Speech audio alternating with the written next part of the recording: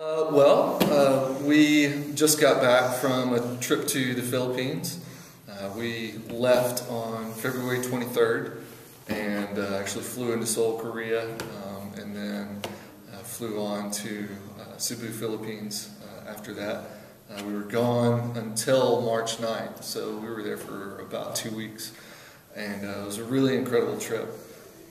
The purpose or the main focus of the trip was to help to construct or help in the construction of an orphanage there in Surigao City.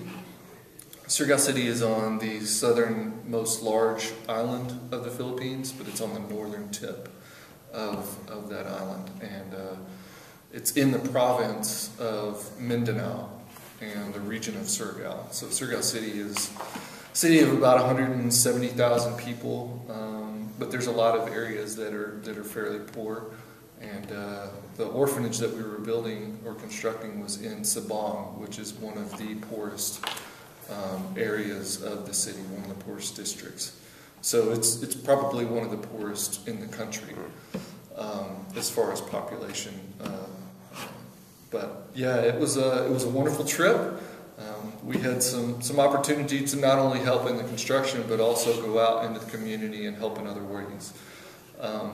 The project, or the orphanage, is funded and run by Compassion for the Fatherless, and we were going with the team from Compassion for the Fatherless.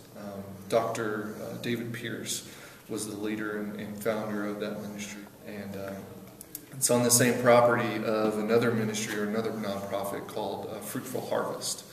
And they help with a lot of local churches, a lot of community leaders, a lot of other nonprofits to help in rebuilding and reaching out to the community and to individuals. So we had an opportunity to work with Fruitful Harvest on a lot of projects they're involved with, one of them being feeding the children. They go out throughout the city and they feed over 600 children per week. And a lot of these areas that we're going to are extremely impoverished.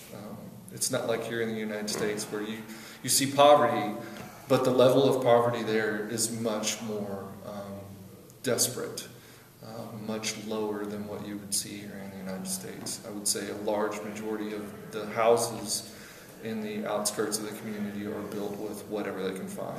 Now, we had some challenges along the way, but we made use of our time in a lot of areas.